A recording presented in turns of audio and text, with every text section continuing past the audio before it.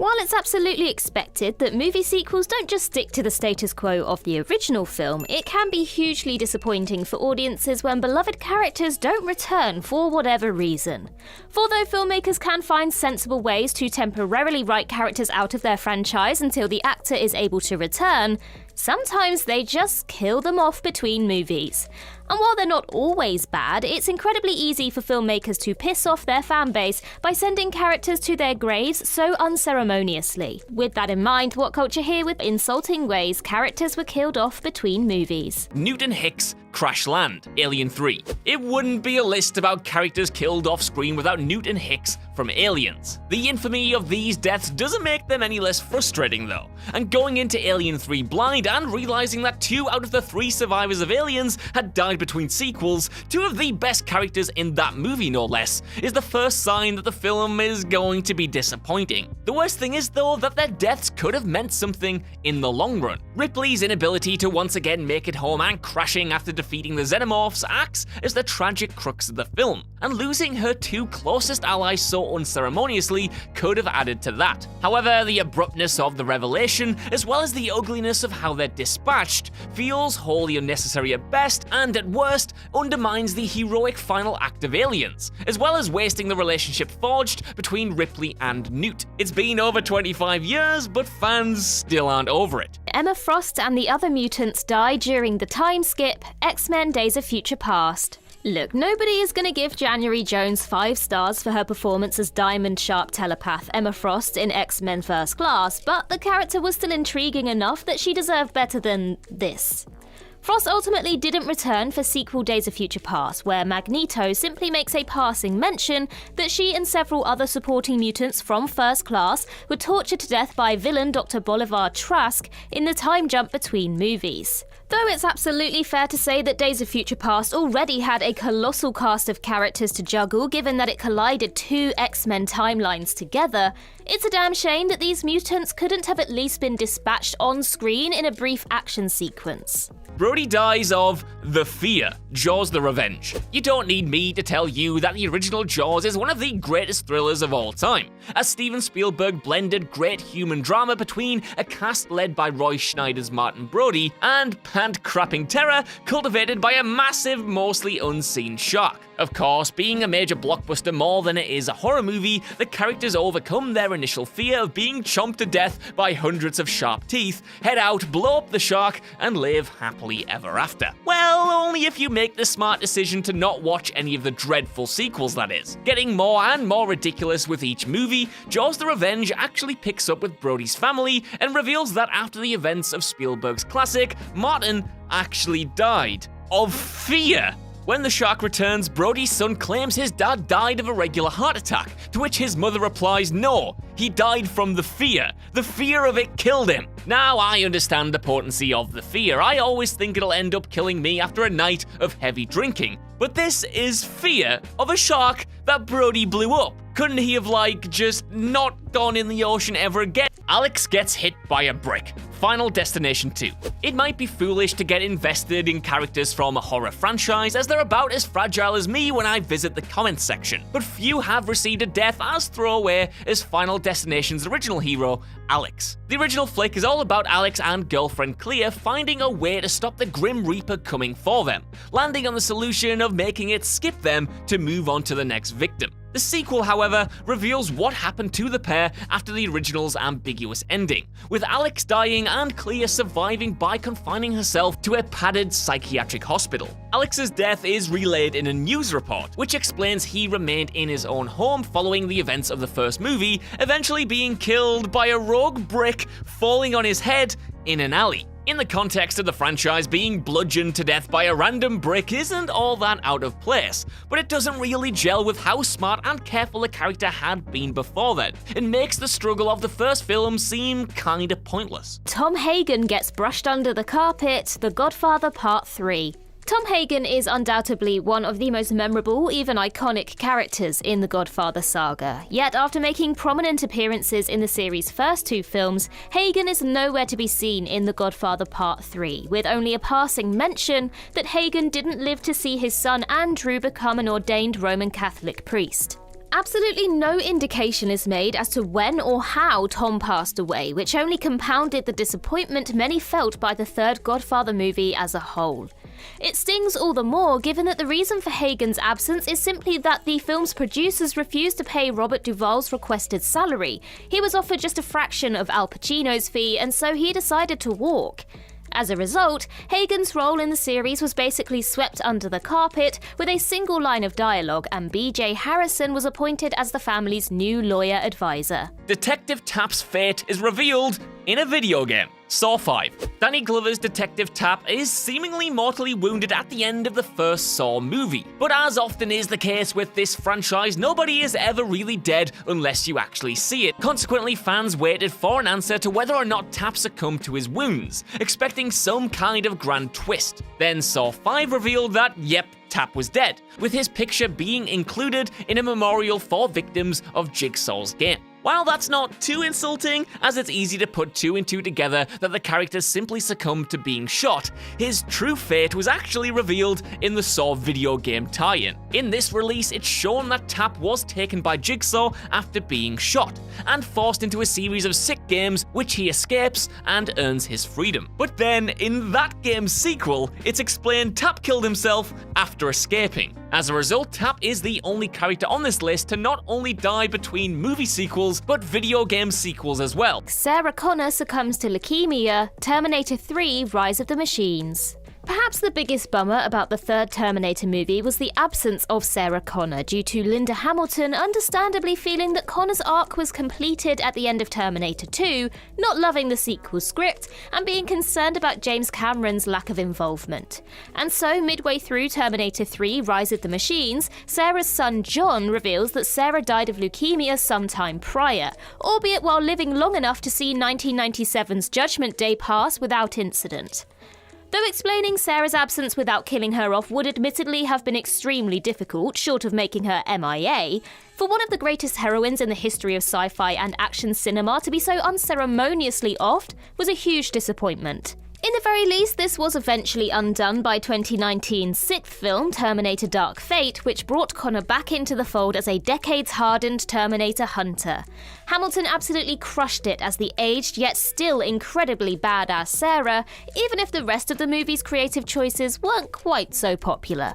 You know the ones. Peter has a heart attack because his actor wanted to write dialogue, The Godfather Part 2. There have been plenty of characters killed off between movies because an actor pissed off a director, writer, or producer. Blofeld in Bond might be the biggest example, where a rift between the performer and the studio resulted in the villain, played by a body double, getting dropped down a chimney. It is admittedly totally glorious. Something similar happened on The Godfather Part 2, albeit in a slightly subtler way. Peter Clemenza is depicted as being one of Don Corleone's oldest friends in the original crime classic, but he's suspiciously absent in the sequel. His demise gets a throwaway line, with it being reported that he suffered a heart attack, but that it might have been down to foul play. He's barely mentioned again, and that's because his swift exit was actually down to a rift between the actor, Richard Castellano, and Paramount Pictures. Castellano apparently wanted to write his own dialogue, and refused to lose weight for the sequel, which resulted in him butting heads with Francis Ford Coppola and being shunted from the project completely. The script was rewritten, and Clemenza was killed off. Shaw gets tortured to death, Alien Covenant.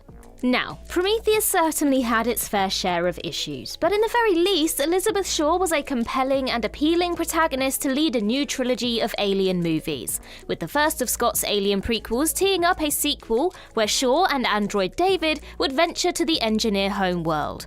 But perhaps in light of Prometheus's divisive reception, Scott pivoted and made the follow-up Alien Covenant far more of an alien movie, with David being effectively thrust into the protagonist role instead. Though Shaw did appear in an online prologue video released before Covenant hit cinemas, she has only a brief voice role in the movie proper, before it's revealed later on that she was killed and experimented upon by David prior to the events of the film. Shaw was a badass character who deserved better than being mutilated off-screen and her splayed innards shown to us after the fact. At the very least, she could have shown up for a supporting role in Covenant and died sacrificing herself to help the new band of heroes. Every video game hero just disappears. Resident Evil: The Final Chapter.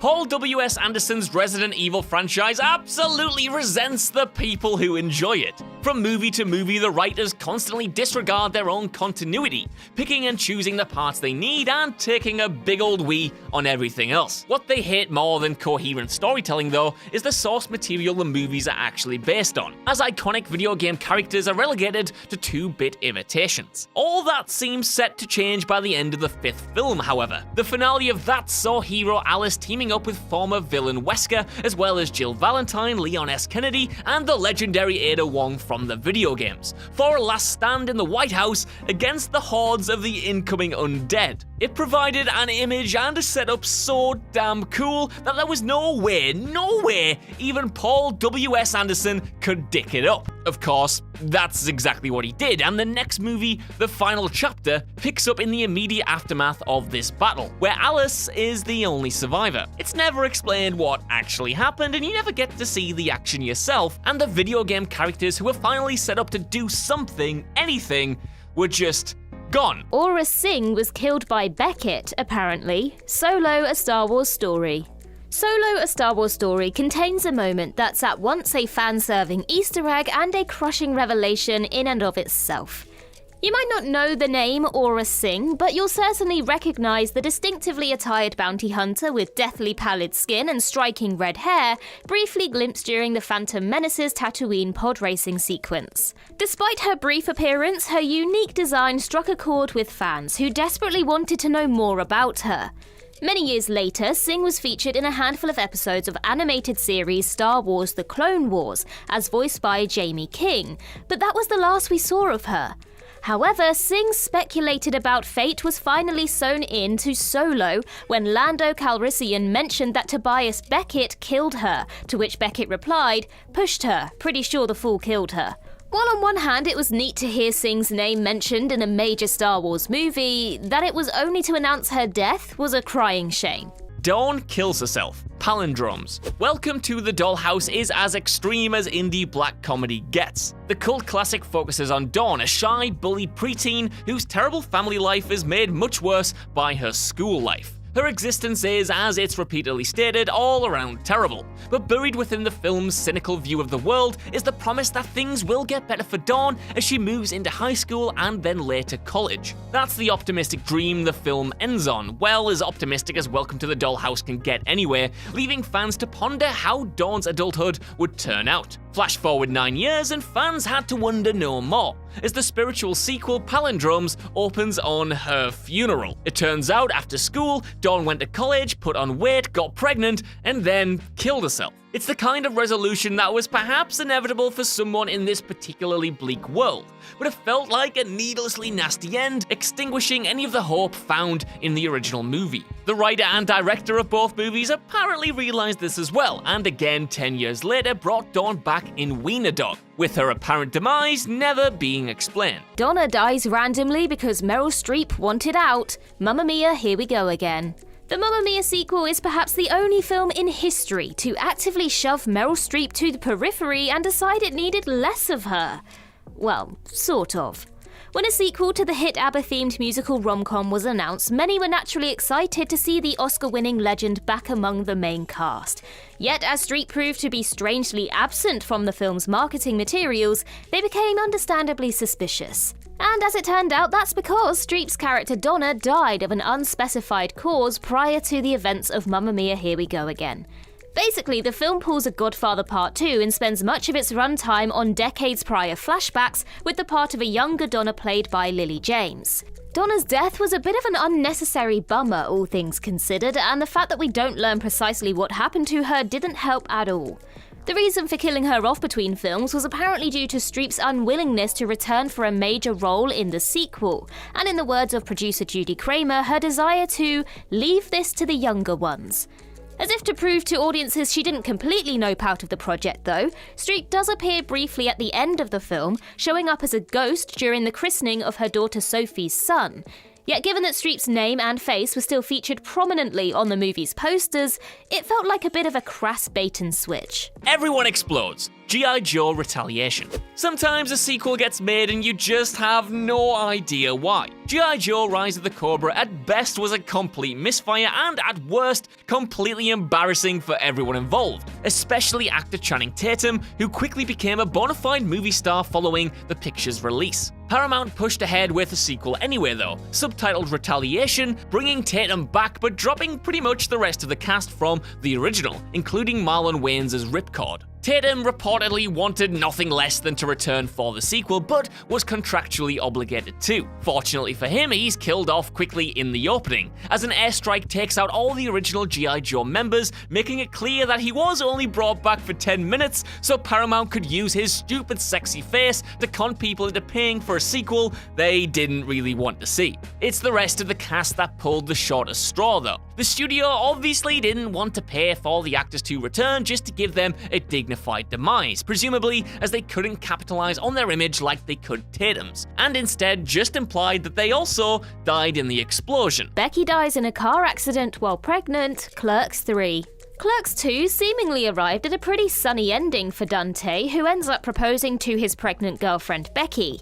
Clerks 3 picks up 15 years later with the utterly brutal gut punch of a revelation that, shortly after the events of the previous movie, Becky and her unborn child were killed by a drunk driver. It kicks the threequel off on an absolutely heart-wrenching note, and left many frustrated at how aggressively it undid Clerks 2's ending. Though Kevin Smith clearly used Clerks 3 to reckon with his own feelings about death following his near-fatal 2018 heart attack, killing Becky rubbed a lot of fans the wrong way. While it's highly likely that money or scheduling issues prevented Rosario Dawson from having a starring role, there had to be a better way to nudge her out of the frame than killing her off so cruelly. Off on a road trip, perhaps? Steven Hiller gets blown up because Will Smith bailed. Independence Day Resurgence. One of the many modern-day soft reboots that completely forgets why people loved the original in the first place. Independence Day Resurgence completely pushes the cast of the first movie to the sidelines in favor of a far blander, younger generation of heroes designed to attract a whole new audience. One of these wet blankets is the son of Will Smith's Steve Hiller, who sadly didn't return for the sequel. Though the producers and director Roland Emmerich apparently wanted Will Smith back, he had to choose between the Independence Day sequel and Suicide Squad. In fairness, that's kind of a no-win scenario, but ultimately he went to work on the DC film, and as a result, the writers just killed him off. In fact, no, not only did they just kill him off, but they did it in the lamest way ever, having Hiller die in a random explosion after some alien tech he's working on malfunctions, which is then reported on the news. The fact that he did receive the script for the sequel suggests he originally had a pretty major part, which wasn't only cut out when he said no, but was changed so that his character was outright dead. Mutt dies in the Vietnam War, Indiana Jones and the Dial of Destiny. It would seem that Transformers wasn't the only franchise to kick Shia LaBeouf to the curb, as the fifth and purportedly final Indiana Jones movie also dispensed with one of his characters. Now, to be completely fair, Indiana Jones's son, Mutt Williams, wasn't exactly a fan favourite character in the fourth film, Indiana Jones and the Kingdom of the Crystal Skull. But it's not like LaBeouf was working with A+ material either. All the same, between the overwhelmingly negative response to Mutt, especially the implication that he could take up Indy's mantle one day, and LaBeouf's spate of personal issues, the decision was made to keep the character entirely out of the recent Indiana Jones and the Dial of Destiny. But rather than simply forget about Mutt or devote a single line to explaining his absence, the sequel reveals that Mutt died in the Vietnam War, leaving Indy a depressed alcoholic shell of his former self, who even his wife Marion can't stand to be around anymore. While you can argue that the film uses Mutt's death to deepen Indy's characterization, were any Indiana Jones fans really pining to see the whip-cracking hero depicted as a boozy, guilt-racked mope?